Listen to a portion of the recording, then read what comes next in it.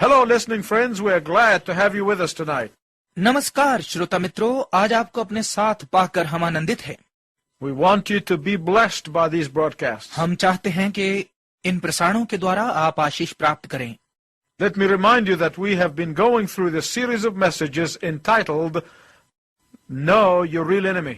मैं आपको याद दिलाना चाहूंगा कि हम अपने वास्तविक शत्रु को जानिए नामक संदेश श्रृंखला का अध्ययन कर रहे हैं। Some of the American movies about ghosts and angels have their ideas from the Bible. आत्माओं और स्वर्गदूतों के विषय पर कुछ अमेरिकी फिल्मों में बाइबल में से विचार लिए गए हैं। Angels have this type of celestial heavenly bodies. स्वर्गदूतों के पास इस प्रकार के दिव्य स्वर्गीय शरीर हैं।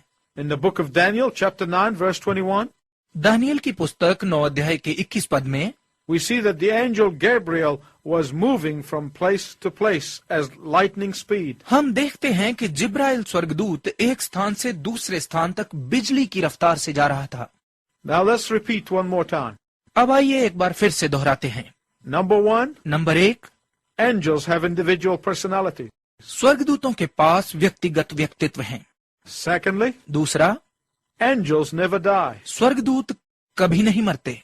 Thirdly, तीसरा, angels possess bodies. स्वर्गदूतों के शरीर हैं। And the fourth thing about angels is this.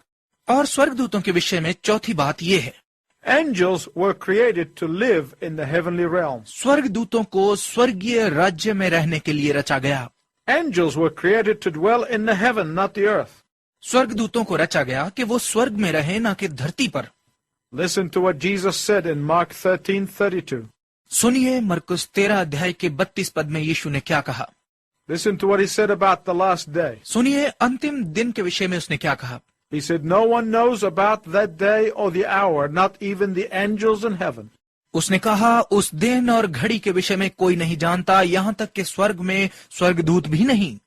They are created to be in heaven. उन्हें स्वर्ग में रहने के लिए सृजा गया। Let us review again. आइए फिर से देखें। Angels have individual personalities. स्वर्गदूतों के व्यक्तिगत व्यक्तित्व हैं। Secondly, दूसरा, angels never die.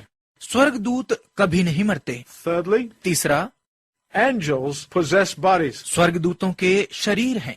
Fourthly, चौथा, angels were created to live in the heavenly realm. स्वर्गदूतों को स्वर्गीय राज्य में रहने के लिए रचा गया। Now, here comes the fifth and the last one. अब यह है पांचवी और अंतिम बात। Angels are divided into different ranks, स्वर्गदूत भिन्न भिन्न श्रेणियों में बांटे गए हैं, each with their own responsibilities, प्रत्येक अपनी अलग जिम्मेवारियों के साथ, each with their own station.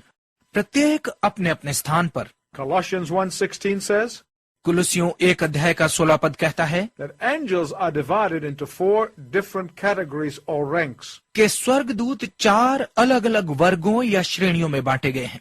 They are thrones, वो सिंहासन हैं, dominions, अधिकार, principalities, प्रधानताएं and powers. और शक्तियां। The thrones are higher rank than the dominions. सिंहासनों को अधिकारों से ऊंचा माना जाता है। The dominions are higher rank than the principalities. अधिकारों को प्रधानताओं से ऊंचा दर्जा दिया जाता है।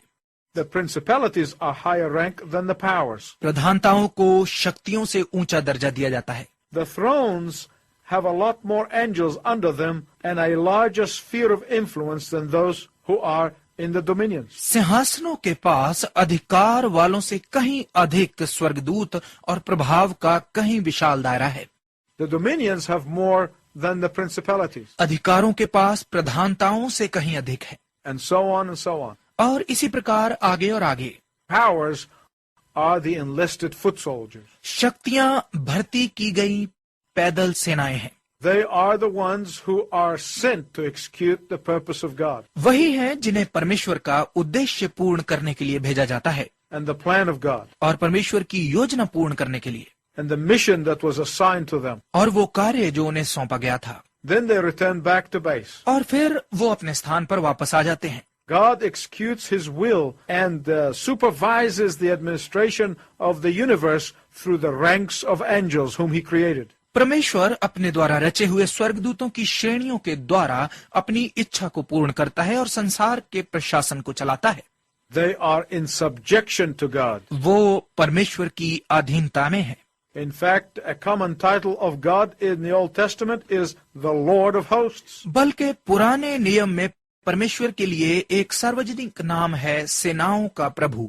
Hosts are the hosts of heaven. सेनाएं स्वर्ग की सेनाएं हैं And there are large, very large number. और वो बहुत बहुत संख्या में है। Untold billions of angelic beings in heaven. स्वर्ग में असंख्य लाखों स्वर्गीय प्राणी And the Lord holds the title, the Lord of Sabaoth. और सबत का प्रभु भी उसी का नाम है। He is the commander-in-chief of all these untold numbers of angels. वो उन सब असंख्य स्वर्गदूतों का प्रधान सेनापति है। At his word, the whole army of angels move. उसके शब्द से संपूर्ण स्वर्गदूत सेना चलती है। At his command, trillions of angels begin to obey. करोड़ों स्वर्गदूत उसका आदेश पाते ही आज्ञा मानने लगते हैं। At his order, all the powers of heaven click their wings. उसके आदेश से स्वर्ग की सभी शक्तियां अपने पंख उठाती हैं। Before preparing the earth for humanity to live in, मानवता के जीने के लिए धरती तैयार करने से पहले God populated the heavenly places with heavenly creatures, परमेश्वर ने स्वर्गीय स्थानों को स्वर्गीय प्राणियों से भरा, each with their own rank, प्रत्येक उसके अपने पद के साथ, each with their own station, प्रत्येक उनके अपने स्थान के साथ, each with their own responsibility. प्रत्येक उनकी अपनी जिम्मेवारी के साथ। Listen very carefully. बहुत ध्यानपूर्वक सुनिए। God is a God of order. परमेश्वर अनुशासन का परमेश्वर है। God is a God of rank. परमेश्वर पदवी का परमेश्वर है। God is not a communist God. परमेश्वर साम्यवादी परमेश्वर नहीं है। God is a God of chain of commands. परमेश्वर आदेशों की कड़ी का परमेश्वर है। God loves order. परमेश्वर अनुशासन से प्रेम करता है। And when things go out of order, you can be sure that only one person got in the middle. और जब अनुशासन बिगड़ता है तो आप निश्चित हो जाइए कि केवल एक ही व्यक्ति रास्ते में आया है, And that is Satan himself. और वो है खुद शैतान। Let me make a side application here. यहाँ मैं एक अलग विचार देता हूँ।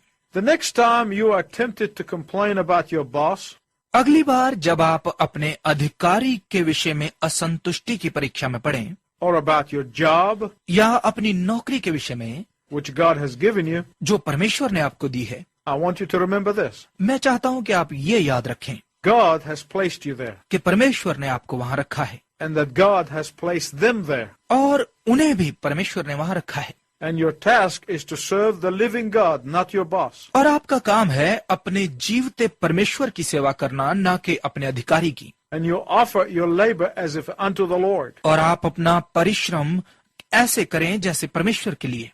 Well, so much about angels. खैर, ये सब स्वर्गदूतों के विषय में है। Now let's go back to Satan's order. अब आइए शैतान की व्यवस्था पर चलें। As we saw in the last message, जैसे कि हमने पिछले संदेश में देखा, when Lucifer rebelled against God, जब लूसीफर ने परमेश्वर के विरुद्ध विद्रोह कर दिया, when Lucifer's pride got the best of him and got him to try to usurp the authority of God, जब लूसीफर के घमंड ने उसमें से सब अच्छाई निकाल दी और उसे प्रेरित किया कि वो परमेश्वर के अधिकार को हड़पने का प्रयत्न करे, God threw him out of heaven. तो परमेश्वर ने उसे स्वर्ग से बाहर फेंक दिया। Listen to me very carefully. कृपया मेरी बात बहुत ध्यानपूर्वक सुनिए। When he was trying this coup, he did not try it alone. जब वो इस तख्ता पलट का प्रयत्न कर रहा था तो उसने अकेले ही ये प्रयत्न नहीं किया।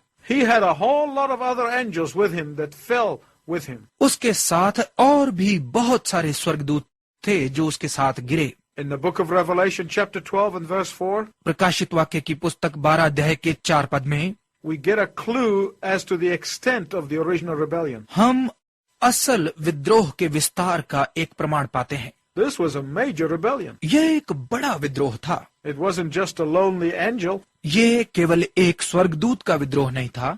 Revelation 12 says that his tail drew a third of the stars of heaven. प्रकाशित वाक्य 12 अध्याय कहता है कि उसकी पूंछ ने आकाश के 1/3 तारों को खींच लिया। And the stars are these angelic beings. और वो तारे ये स्वर्गीय प्राणी हैं। Lucifer was successful when he rebelled against God. जब लूसीफर ने परमेश्वर के विरुद्ध बगावत की तो वो सफल हुआ। He was successful in persuading and taking with him third of the angelic beings. वो 1/3 स्वर्गीय प्राणियों को फुसलाने और अपने साथ लाने में सफल हुआ। Listening friends, I want you to listen to me. श्रोता मित्रों, मैं चाहता हूं कि आप मुझे सुनिए। A rebellious heart likes to ferment rebellion around them. एक विद्रोही हृदय अपने आसपास भड़कता हुआ विद्रोह चाहता है। Rebellion by its nature is very destructive, विद्रोह अपने स्वभाव से बहुत नाशकारी है and therefore it wants to see greater destruction. और इसलिए ये बड़ा नाश देखना चाहता है। So Satan tempted and persuaded 1/3 of the angelic beings. तो शैतान ने परीक्षा में डालते हुए 1/3 स्वर्गीय प्राणियों को फुसला लिया। He gave them probably all sorts of incentives. शायद उसने उनको सब प्रकार से प्रोत्साहन दिया होगा। He probably gave them all kinds of promises. शायद उसने उनके साथ सब प्रकार के पदोन्नति के वादे किए होंगे। And this would be something like today we would call it promise of promotion. और आज के समय में ये कुछ इस तरह का होगा जिसे हम पदोन्नति का वादा कहते हैं। He promised them according to their ranks and thrones and principalities and dominions and powers. और उसने उनके साथ पदों, सिंहासनों, प्रधानताओं, अधिकारों और शक्तियों के अनुसार वायदे किए। Because Satan optimistically thought that he was going to succeed क्योंकि शैतान ने आशापूर्ण रूप से सोचा कि वो सफल होने वाला है and that he was going to sit on the throne of God. और ये कि वो परमेश्वर के सिंहासन पर बैठने वाला है। So 1/3 of the angels bought into that lie. सो 1/3 स्वर्गदूत उस झूठ में खरीदे गए। My listening friends, I want to encourage you tonight. मेरे श्रोता मित्रों, आज रात मैं आपको प्रोत्साहित करना चाहता हूँ। I want to give you a thought that will thrill your heart. मैं आपको एक विचार देना चाहता हूँ जो आपके हृदय को रोमांचित कर देगा। I already told you that 1/3 of the angels have joined Satan. मैंने आपको पहले ही बताया है कि 1/3 स्वर्गदूत शैतान के साथ मिल गए And now they are demons who are working for Satan. और अब वो शैतान के दूत हैं जो शैतान के लिए काम कर रहे हैं। But for every demon that is harassing you, there are 2 angels who are protecting you. परंतु आपको परेशान करने वाले शैतान के हर दूत के लिए 2 स्वर्गदूत हैं जो आपकी रक्षा करते हैं। Isn't that wonderful? क्या ये अद्भुत बात नहीं है? But you know, there are millions of people today लेकिन आप जानते हैं कि आज लाखों लोग हैं who are still falling into that same lie of Satan. जो अभी भी शैतान के उसी झूठ में गिर रहे हैं। Today, it is the same Satan who promised the best, pays the worst. आज ये वही शैतान है जिसने उत्तम का वादा किया था लेकिन सबसे घटिया देता है। He promises honor and pays dishonor. वो आदर का वादा करता है लेकिन निरादर देता है। He promises pleasure and he pays with pain. वो वादा तो खुशी का करता है लेकिन पीड़ा के साथ देता है। He promises profit, but he pays with loss. वो लाभ का वादा करता है लेकिन हानि के साथ देता है। He promises life, but he gives you death. वो जीवन का वादा करता है लेकिन वो आपको मृत्यु देता है। It is the same Satan ये वही शैतान है who misled 1/3 of the angels. जिसने 1/3 स्वर्गदूतों को गुमराह किया। One of the sad things for me is this. मेरे लिए एक दुख की बात ये है, There are many Christians who do not resist the devil. बहुत सारे ऐसे मसीही हैं जो शैतान का विरोध नहीं करते, They do not flee from his temptation. जो उसकी परीक्षाओं से नहीं भागते। But here is the saddest part. परंतु ये है सबसे दुखित हिस्सा। Christians are the only soldiers who fraternize with the enemy. मसीही ही वो एकमात्र सैनिक है जो शत्रु के साथ मित्रता बढ़ाते हैं। Have you thought about that? क्या आपने इस बारे में सोचा है? We are the only soldier who fraternize with Satan. हम ही एकमात्र सैनिक हैं जो शैतान के साथ मित्रता करते हैं। Any earthly army fraternized with the enemy is considered to be treason. कोई भी संसारिक सेना यदि दुश्मन के साथ मित्रता करती है तो उसे देशद्रोही समझा जाता है।